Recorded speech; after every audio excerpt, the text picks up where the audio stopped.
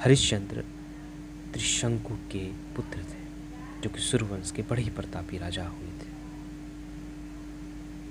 लेकिन उनकी खासियत थी कि वो बहुत ही सत्यवादी थे और धर्मात्मा थे।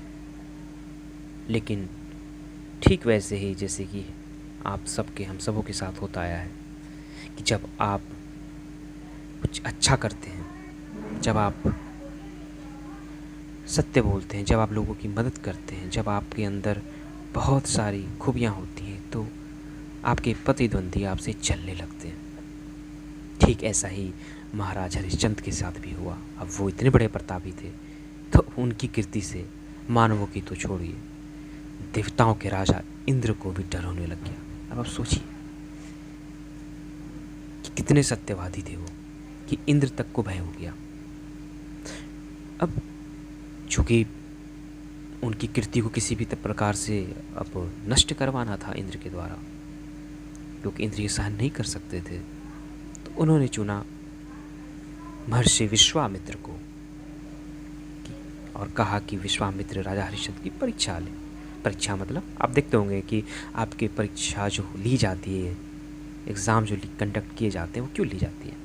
एक बार आपने साल भर क्या मेहनत की, वो डिसाइड उस एक परीक्षा से होता है। देखा है बच्चों आपने?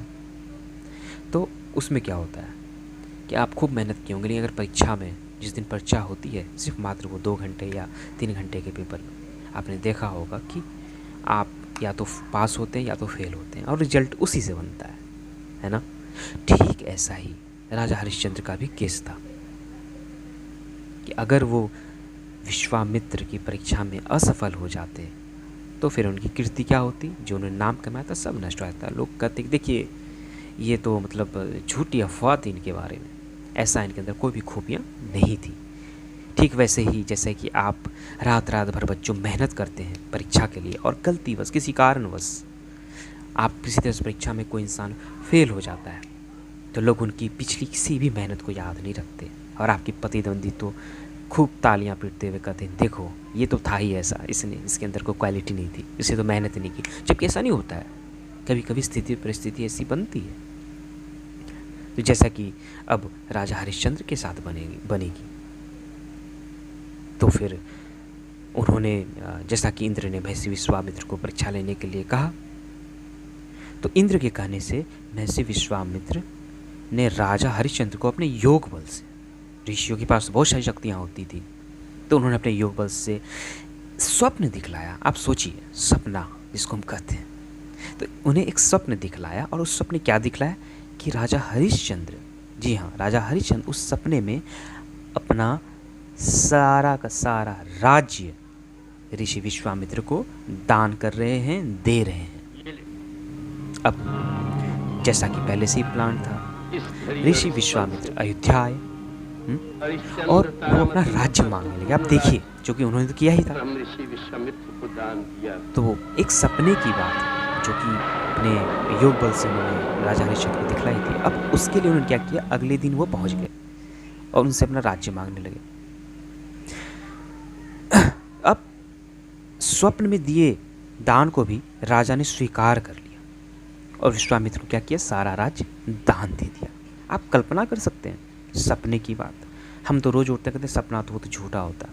आप समझिए कि किस स्तर के थे ये, तो आसानी से कह सकते थे कि सपना ये तो झूठ है, हम सपने को नहीं मानते, सपने में कोई दान भी होती है क्या, ये आसानी से कह के निकल सकते थे। लेकिन नहीं दोस्तों, अगर यही कह के निकल जाते वो, तो फिर राजा हरिश्चंद्र को हरिश्चंद्र कोई ना कहता। यही तो उनकी खासियत थी, यही तो उनकी क्वालिटी थी जो उनके अंदर थी कि अगर सपने में दान कर दिया तो कर दिया, क्योंकि इतने ज़्यादा वो सत्य पे अडिग रहते थे, धर्मात्मा थे कि उन्होंने सपने को भी सत्य माना कि हाँ भाई हमने दे दिया। और ऊपर से विश्वामित्र आए तो उन्होंने निराश नहीं किया।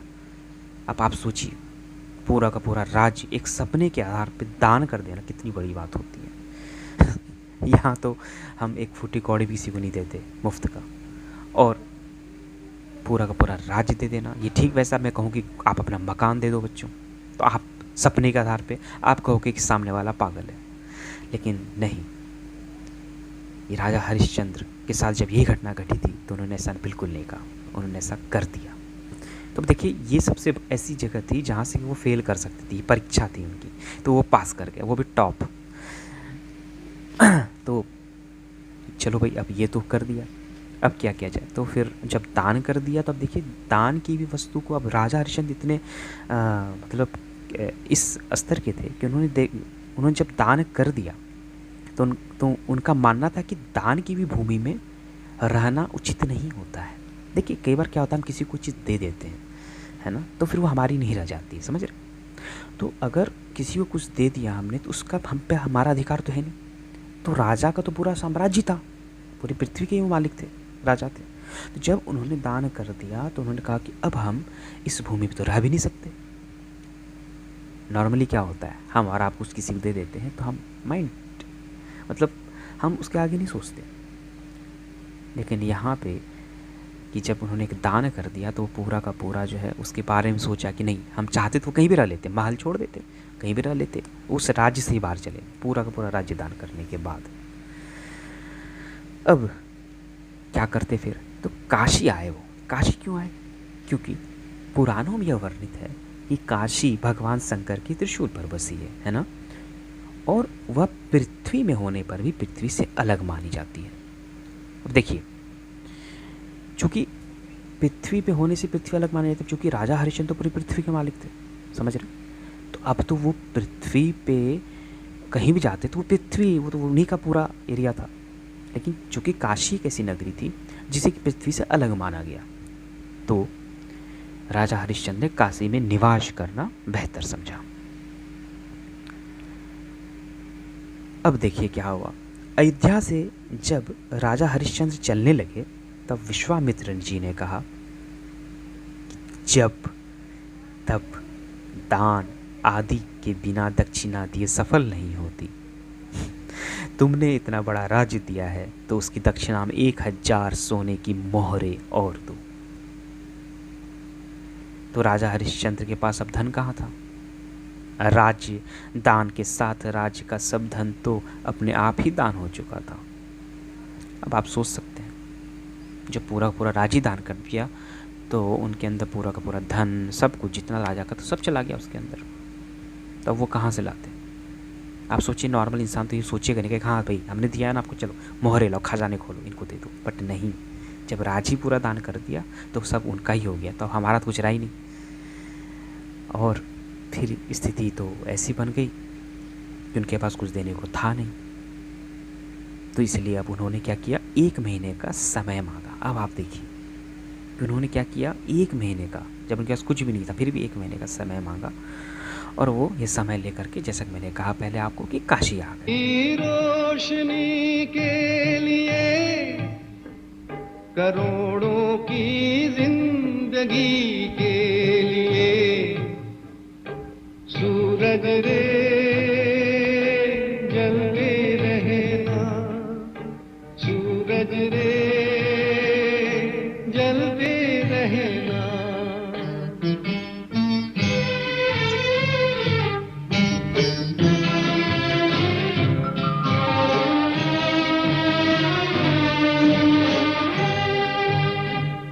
जगत कल्याण की खातिर तू जन्मा है, तू जग के वास्ते हर दुख उठारे, भले ही अंग तेरा भस्म हो जाए, तू जल जल के यहाँ किरणें लुटारे। लिखा है ये ही तेरे भाग में कि तेरा जीवन रहे आग में, सूरज रे जलते रहना, सूरज रे जलते रहना। अब चूंकि उन्हें 1000 मोहरें चुकानी थी, इसलिए उन्होंने क्या किया, अपनी पत्नी रानी शैव्या को एक ब्राह्मण के हाथ बेच दिया। राजकुमार रोहिताश्व उनके पुत्र का नाम था, बहुत छोटा बालक था। तो प्रार्थना करने पर ब्राह्मण ने उसे अपनी माता के साथ रहने की आज्ञा दे दी, है ना। अब चूँकि बालक था तो अब वो तो कैसे रहता, तो फिर माँ के साथ जो उस ब्राह्मण जिसे उन्होंने राजा हरिश्चंद्र से खरीदा, तो जिसे राजा हरिश्चंद्र से राजकुमार रोहिताश बहुत छोटा बालक था, तो जिसे प्रार्थना कर ब्राह्मण उसे अपनी माता के साथ रहने की आज्ञा दे दी। अपने को राजा हरिश्चंद्र ने एक चांडाल के हाथ बेच दिया। अब पत्नी को बेचा और फिर अपने को भी क्या किया, एक चांडाल के हाथ बेच दिया। और इस प्रकार से ऋषि विश्वामित्र को 1000 मोहरें दक्षिणा में दे दी। अब आप कल्पना कर सकते हैं कितना ये दुखद भी वृत्तांत है, और आपकी रूह कांप उठी कि अपनी पत्नी को बेच दिया ताकि मोहरें मिल सके, फिर अपने आप को चांडाल के हाथ खुद ही बेच दिया। कौन है आज ऐसा जो ऐसा कर सके? कोई नहीं, ना होगा, लेकिन राजा हरिश्चंद्र ऐसे थे। तो बच्चों, उन्होंने जो मोहरें आई उससे उन्होंने क्या किया, विश्वामित्र के हो दान में वो सारी की सारी मोहरें दे दी। तो अब महारानी शैव्या अब ब्राह्मण के घर में दासी का काम करने लगी, क्योंकि अब सारी चीज़ें तो हो गई, अब दक्षिणा भी देते, अब तो बेचा था, तो अब तो वो काम तो करना ही था उनको। तो महारानी शैव्या अब ब्राह्मण के घर में क्या करने लगी, दासी का काम। आप कल्पना कर सकते हैं, एक रानी महलों की रहने वाली, और वो एक दासी का काम कर रही है। बिछड़ी बेटा बिछड़ा फिर भी हार न मानी, ये अमर रहेगी कहानी, ये अमर रहेगी कहानी। धर्म की खातिर बिक गया राजा, बिक गई देखो रानी, ये अमर रहेगी कहानी, ये अमर रहेगी कहानी। वक्त कैसे बदलता है बच्चों, हम यहाँ से सीख सकते हैं कि वक्त कैसे किस प्रकार से हमें राजा से रंक और रंक से राजा बना देता है, अमीर से गरीब और गरीब से अमीर बना देता है। और हमें हर पल हर क्षण के लिए तैयार होना चाहिए, है ना। अब चांडाल के सेवक होकर राजा हरिश्चंद्र शमशान की चौकीदारी करने, अब चूँकि उन्होंने अपने आप को चांडाल के हाथ भेजा, अब चांडाल का आपको पता ही है कि निवास स्थान होता है शमशान। तो चांडाल का चूँकि वो सेवक थे, तो वो क्या करने लगे, चांडाल को काम सौंपा शमशान घाट की चौकीदारी करने का। तो वहाँ जो मुर्दे जलाने लाए जाते थे उनसे कर लेकर तब उन्हें जलाने देने का काम चंडाल ने उनको सौंपा था। अब देखिए, काम तो सौंपा, तो अब क्या होता था चौकीदारी में, जब शमशान की चौकीदारी दी गई उनको, तो जो मुर्दे जलाने के लिए लाए जाते थे तो उन्हें क्या करते थे, उसके लिए वो कर लेते थे उनसे मुर्दे जलाने के लिए। ठीक है बच्चों, तो अब एक दिन क्या हुआ कि अब एक दिन रोहिताश्व जो था, राजा हरिश्चंद्र के पुत्र, वो तो अपनी माता जी के साथ थे। तो एक दिन क्या हुआ कि राजकुमार रोहिताश्व ब्राह्मण की पूजा के लिए फूल चुन रहे थे, है ना, कि उसे सांप ने काट लिया। अब एक दुख पे दुख, सांप का विष झटपट फैल गया और रोहिताश्व मरकर भूमि पर गिर पड़े।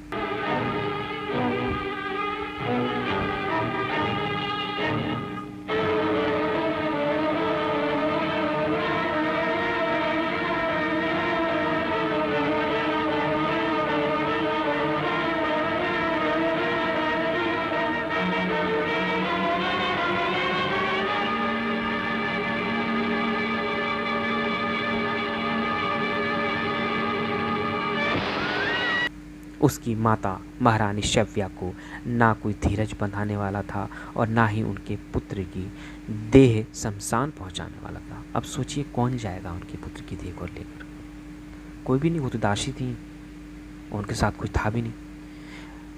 तो वे रोती बिलखती पुत्र की देह को हाथों पर उठाए अकेली रात में शमशान पहुंची। आप कल्पना कर सकते हैं कि वे रोती बिलखती अपने पुत्र की देह को हाथों पर उठाए शमशान पहुंची।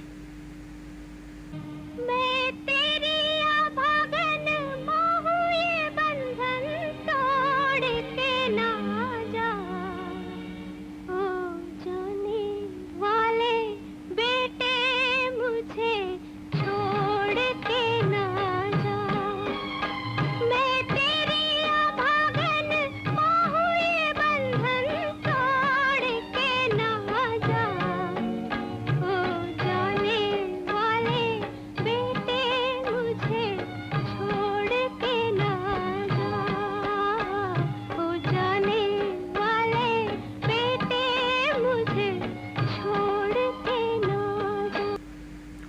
की देह को जलाने जा रही थी कि हरिश्चंद्र वहाँ आ गए और मरघट का कर मांगने लगे। आप सोचिए स्थिति कि कितने बड़े कर्तव्यनिष्ठ थे कि जब उनके पुत्र का शव आया, उनकी माता लेकर के आई, तो वहाँ पर भी उन्होंने जो उनका सेवा का धर्म था उसको बखूबी निभाया।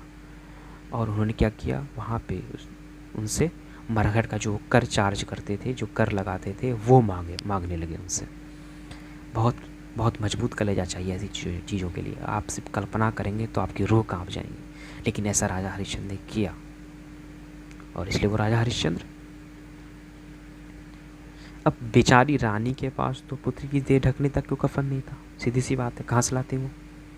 तो उन्होंने राजा को स्वर से पहचान लिया और गिड़गिड़ा कर कहने लगी, महाराज यह तो आपका ही पुत्र मरा पड़ा है, मेरे पास कर देने को कुछ नहीं है। आप सोच सकते हैं कि आपका ही पुत्र है, ऐसा उनकी पत्नी महारानी शव्या ने कहा। राजा हरिश्चंद्र को बड़ा दुख हुआ, हो भी क्यों ना, आखिर पिता ही थे वो। किंतु वे अपने धर्म पर स्थिर रहे। ऐसी स्थिति में भी, विकट परिस्थिति में भी वो अपने धर्म पर स्थिर बने रहे। और उन्होंने कहा, रानी मैं यहाँ चांडाल का सेवक हूँ, मेरे स्वामी ने मुझसे कह रखा है कि बिना कर दिए कोई यहाँ मुर्दा ना जलाने पावे। मैं अपने धर्म को नहीं छोड़ सकता, तो मुझे कुछ देकर तब पुत्र की देह जलाओ। आप कल्पना करिए कि जब सेवक के रोल में आए तो वो अपना धर्म बखूबी निभाने लगे। जरा भी उन्होंने, उनके पैर नहीं कांपे, उन्होंने उसे बखूबी निभाया। और उन्होंने इस स्थिति में जानने के बाद भी कि मेरा पुत्र है, तो भी कहा कि मैं उनका सेवक हूँ और मुझे यह जिम्मेदारी दी गई है कि मुझे कर यहाँ पे मुर्दा जलाने के एवज में लेना है, वसूलना है। तो इसलिए तुम मुझे कर दे दो, तभी मैं पुत्र का देह जलाने दे सकता हूँ। अब रानी की हालत ख़राब हो जाएगी, ऑब्वियस सी बात है, क्यों नहीं होगी। रानी फुट फुट कर रोने लगी और बोली, मेरे पास तो यही एक साड़ी है जिसे मैं पहनी हूँ, आप इसी में से आधा ले लें। अब देने को कुछ था नहीं, तो उसी साड़ी को बोली कि ये ले लीजिए। क्या आप उसके पिता नहीं? क्या ये आपका पुत्र नहीं? क्या पुत्र की अंतिम क्रिया करना पिता का धर्म नहीं? वो धर्म कर्तव्य के हाथों बंधा हुआ है देवी। अब हम पहले चंडाल हैं, फिर पिता। कर लेना हमारा एकमात्र धर्म रह गया है। तुम भी कर चुका कर पुत्र के शव को अग्नि दो। कर चुका हूँ, कहाँ से कर चुका हूँ? अब इस भिखारी के पास रह ही क्या गया है जो कर चुका है? तो सुन लो पुत्र की माता, कर किए बिना तुम पुत्र का अंतिम संस्कार नहीं कर सकोगी। ऐसा न कहिए स्वामी, इतने कठोर न बनिए। हरिश्चंद्र नियम भंग नहीं कर सकता, कर लिए बिना मुर्दा जलाने की आज्ञा नहीं दे सकता। तो क्या चक्रवर्ती सम्राट हरिश्चंद्र का राजपुत्र रोहिताशु बिना चले ही रहेगा? शमशान की गोद में क्या सम्राट पुत्र और क्या कंगाल पुत्र, सभी समान हैं। कर नहीं मिलेगा तो शव नहीं जलेगा। क्या आपका हृदय सचमुच पुत्र प्यार से शून्य हो गया है? आज आपके दरबार में एक बेकफन मुर्दे की माँ हाथ जोड़कर पुत्र दाह की भीख मांग रही है। आप दानवीर हैं, एक माँ की झोली भर अखंड रहे आपका धर्म, दसों दिशाओं में गूंजे आपका यशगान। ये लीजिए इस अभागन माँ के अभागे पुत्र का कफन, लीजिए शमशान नाथ, लीजिए।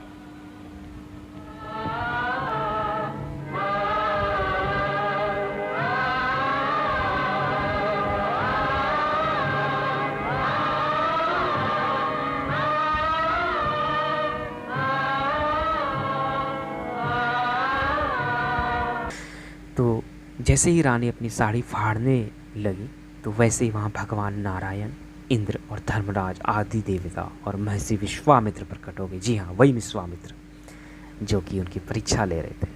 महर्षि विश्वामित्र ने बताया कि कुमार रोहित मरा नहीं है, ये सब तो ऋषि ने योग माया से दिखलाया था। और राजा हरिश्चंद्र को खरीदने वाले चांडाल के रूप में साक्षात धर्मराज थे। जी हाँ, क्योंकि उनके लिए सारी की सारी जो है, जब बोला जब आपके लिए स्थितियाँ आपकी परीक्षा ली जाती है तो आप क्या देखें, एक क्वेश्चन सेटर होता है ना, एक एग्जामिनर होता है, एक टेस्ट कॉपी चेक करने वाला होता है, तो अलग अलग प्रकार के लोग होते हैं और इन सब से आपको जूझना पड़ता है। तो कुछ ऐसा ही हाल राजा हरिश्चंद्र का था। और ये वही सारे देवता और ऋषि लोग थे जो कि उनकी परीक्षा ले रहे थे। तो इसलिए कहा जाता है कि सत्य जो होता है, क्यों सत्य बोलना चाहिए, कि वो साक्षात नारायण भगवान का स्वरूप होता है। सत्य के प्रभाव से राजा हरिश्चंद्र महारानी शैव्या के साथ भगवान के धाम को चले। इतने बड़े सत्यवादियों के बाद में ऑब्वियस सी बात है कि उनका स्थान तो इस मृत्यु लोक में नहीं ही है, तो भगवान के धाम चले गए। और महर्षि विश्वामित्र ने राजकुमार रोहिताश्व को अयोध्या का राजा बना दिया। जी हाँ, उनके पुत्र को क्या किया, अयोध्या का राजा बना दिया, यानी कि वापस से सब राजपाट उन्हें मिल गया। इसलिए सत्यवादी राजा हरिश्चंद्र के संबंध में एक दोहा बहुत ही प्रसिद्ध है। वो दोहा है, चंद्र डरे सूरज डरे, डरे जगत व्यवहार, पै दृढ़ व्रत हरिश्चंद्र को, डरे ना सत्य विचार। तो इसीलिए आज हमने यह जाना कि हरिश्चंद्र कौन थे, क्यों उनकी कीर्ति इतनी ज़्यादा है, सत्य क्या होता है और सत्य के लिए इंसान कहाँ तक जा सकता है, सेवा क्या होती है और सेवा करने के लिए इंसान किस स्तर तक जा सकता है, धर्मात्मा क्या होता है और धर्म पर टिके रहने के लिए एक इंसान किस स्तर तक जा सकता है। और ये सब हमने सीखा राजा हरिश्चंद्र की कथा से। बच्चों, हम कोशिश करें कि इन चीज़ों को अपने जीवन में उतारने की जहाँ तक हो सके। ठीक है, तो आज यहीं तक। अगली सीरीज में हम अगली कथा के साथ आएंगे। तब तक के लिए नमस्कार।